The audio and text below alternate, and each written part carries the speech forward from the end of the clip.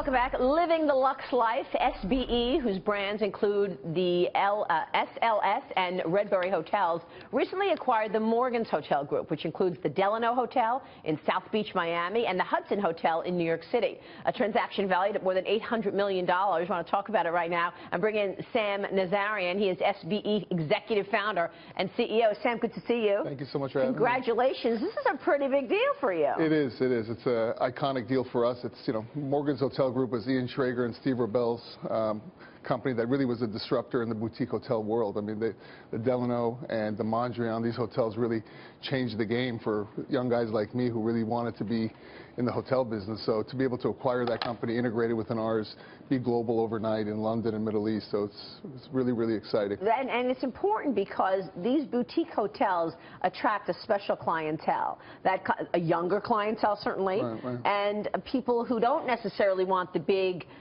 traditional Marriott type. Well, listen, I think the evolution of hospitality, whether it's now boutique, has turned into lifestyle. Yes. has turned into integration of food and beverage, has turned into integration of entertainment. Our customers want access. In markets like LA, we have 60 properties. We have 3 hotels. We have multiple restaurants, nightclubs. We're in the arenas. Las Vegas, New York, Miami. We have 11 hotels either open or under construction.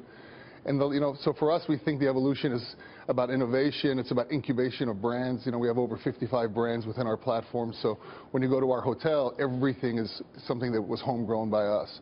And now with the acquisition of Morgans, it gives us now global scale. 3 hotels in London, Middle East, Latin America.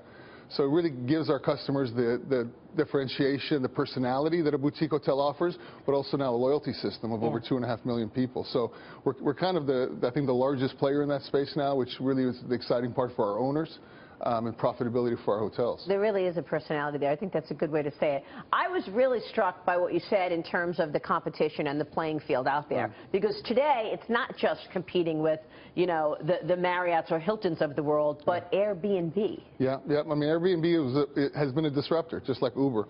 And I think that, from our perspective, our clientele really wants to be part of a community. And our hotels in communities are where people come and gather and have dinners and have, board meetings and so forth and so on. So Airbnb can't offer that, but they have given much pressure in markets like New York, markets like Florida, markets like LA, where, everyone's, extra bedroom can be a hotel room. Let me ask you about the demand story out there. We have this debate every morning, really, about how strong the economy really is. Right. You have a phenomenal vantage point running this hotel group because you have a direct relationship with the consumer. What kind of demand are you seeing? Listen, we have 7,000 beds we have to fill every night. Yeah, and how do bookings look? Marriott has 1 million now with the acquisition of Starwood. Sure. So just to give you context, but I think from our perspective, what we're seeing is that there was a huge influx of supply in the last 4 or 5 years, especially markets like New York and Miami.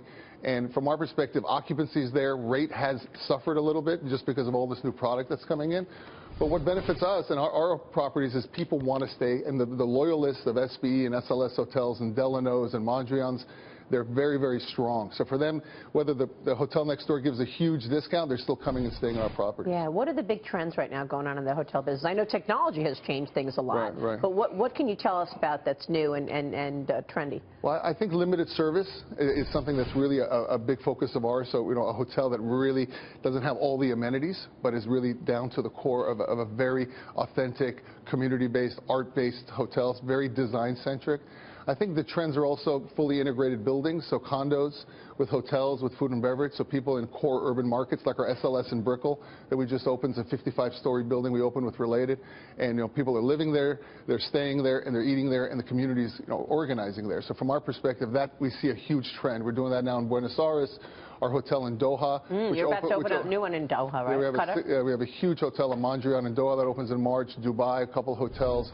Our Park Avenue hotel opens here in a couple months, which our SLS Park Avenue, Seattle, Philly. So, we're giving access to our customers, which I think is the third dimension that a lot of the kind of, hotel companies that are just playing in one lane, we're playing in all the lanes because we control all of our outlets. That's terrific. Sam, congratulations. Thank you. Such a pleasure to be with you. Thank you so much for joining us this morning. Sam Nazarian there joining us on the hotel business.